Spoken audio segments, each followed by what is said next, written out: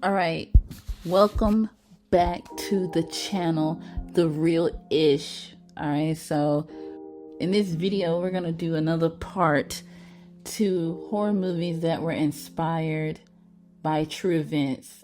All right, so if you're new to the channel, I've done 2 videos about this, so this is gonna be part 3 about horror movies that were inspired by true events.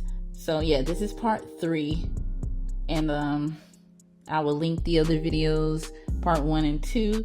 Yeah, so without taking up any more time, we're gonna get right into this video.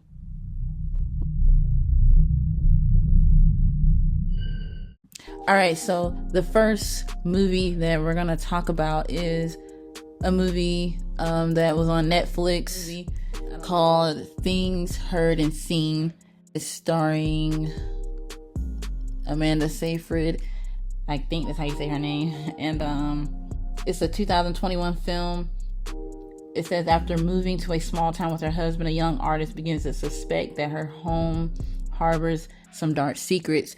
And so I found a list of some movies on Cosmopolitan's website, and this movie made it on there. It says this movie about a Manhattan family that moves to New York's Hudson Valley and starts experiencing spooky paranormal activity was based on Elizabeth Brundage's novel, All Things Cease to Appear. And as it turns out, that book was inspired by 2 real-life things: the 1982 axe murder of Kathleen Krusnick and the author's own paranormal experiences. Wow, so that's the first one. That's very interesting. So real quick, I did some digging, and it says the movie's about this lady named Kathleen that was killed with an axe. It says, after the case went cold for 40 years, Kathleen's husband was convicted and sentenced for killing her with an axe. This is him right here. On February 19th, 1982, she was 29, and she was killed with an axe. And as she slept in her New York home, Brighton, New York home, despite an extensive initial investigation, the case went cold and nearly 40 years had passed before it was solved. So they're saying the husband did it. So that's just to go into a little bit about what the movie, where some of that backstory comes from. All right, so jumping into the next one, we're going to talk about Jennifer's Body. This movie has always been a little iffy for me, and surprisingly, I didn't even know that it was based off of something true. It stars Megan Fox. Unfortunately, it's from 2009. It says, when a demon takes possession of her, high school hottie Jennifer turns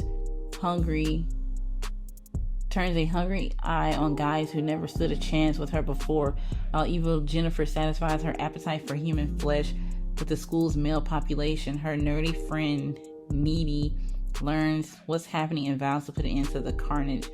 Yeah, I never could get into this. So it says that it's inspired by a true story of the tragic killing of 15-year-old Elise.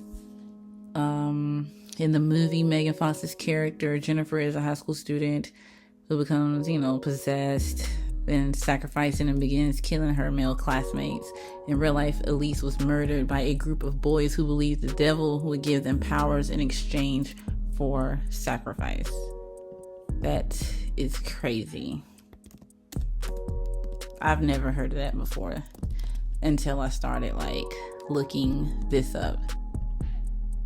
All right, so next we have Wolf Creek, a 2005 film. It says, a chilling, factually based story of 3 road trippers in remote Australia who are plunged into danger when they accept help from a friendly local.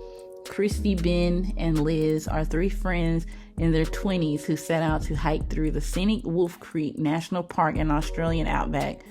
The trouble begins when they find that their car won't start, and they run into a local bushman named Mick Taylor. Based on not 1 but 2 stories. The first inspiration is Bradley Murdoch. It's Bradley Murdoch, who murdered a backpacker in 2001 in a remote part of the country. And the second is Ivan Millet, who murdered several backpackers in Australia in the 90s. These are two that are based off of this Wolf Creek movie. All right, next we have the Black Dahlia. It says this is from 2006. It says Los Angeles police investigate a series of murders that mimic an infamous 1947 crime. So that was based off of that. I think I saw this movie. It says 1947, aspiring actress Elizabeth Short. It says Elizabeth Short was found murdered and mutilated in Los Angeles Park, and her bizarre death had become one of the most famous unsolved murders in American history. Wow. It says her case became highly publicized owing to the gruesome nature of the crime, which included the mutilation and bisection of her corpse. The next movie I'm going to talk about is The Hills Have Eyes. A 2006 film. The 2006 is a remake, I believe. But it says Bob Carter and his wife Ethel, along with 5 other members of the family, are heading for San Diego with their camper vans. An accident strands them in the desert, and while 2 of the men go for help, the others are forced to wait. They're unaware that they've ended up stuck near the site where decades earlier nuclear tests gave rise to a group of mutant monsters who have developed a taste for human flesh. That's what that says. Okay, so it says this might be a modern classic movie, but it's inspired by historical legend of Sawney Bean, a 16th century Scottish clan head who, along with his cave-dwelling folk, is said to have murdered and cannibalized passerby. Wow. All right, so this one is from last year, 2024, the movie called Deliverance. I personally have never seen this movie because I think it's way out there, and it has a deeper meaning than many would understand. But anyway, starring Monique and a few other people. It's a Lee Daniels film. Not a fan of his work. This is a family living in a home in Indiana discovers strange demonic occurrences that convince them and the community that the house is a portal to hell. So, yeah, they say that's based off of true events. So, this is what it says right here. It says, yes, Netflix's The Deliverance is inspired by a true story of LaToya Ammons and her family who lived in a haunted house in Gary, Indiana. The movie, directed by Lee Daniels, dramatizes the events the Ammons family claimed to have experienced, including demonic possession and exorcisms. While the movie changes names and locations, the core narrative of the family's ordeal is based on Ammons' story. So, there you have it with that one. So the last movie that I'm going to talk about is Alfred Hitchcock's Psycho. This is a 1960 film. A lot of people know Psycho for the popular shower scene. It says Phoenix secretary Marion Crane, on the lam after stealing $40,000 from her employer in order to run away with her boyfriend Sam Loomis, is overcome by exhaustion during a heavy rainstorm. Traveling on the back roads to avoid the police, she stops for the night at the ramshackle Bates Motel and meets the polite but highly strung proprietor Norman Bates and a young man with an interest in taxidermy and a difficult relationship with his mother. Alfred Hitchcock's film Psycho is loosely based on the true story of Ed Gein, a Wisconsin serial killer and grave robber. So I talked about Ed Gein in another video where he the Texas Chainsaw Massacre was, some of that was based off of, Ed Gein. So they took some of Ed Gein and put him in Psycho also.